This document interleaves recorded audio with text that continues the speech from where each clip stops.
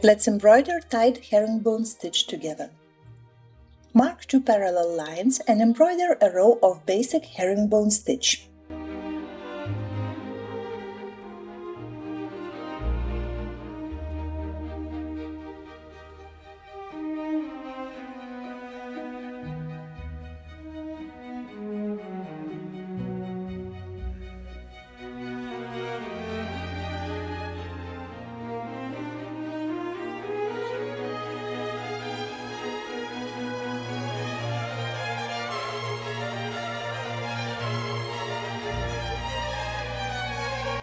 Now add a second layer. Change the color of your thread and take the needle under the stitch. Wrap the thread around the needle and tie a knot. You can use your needle to position the knot in the correct place. Now add the second knot. The sequence is the same as making the knot from the top.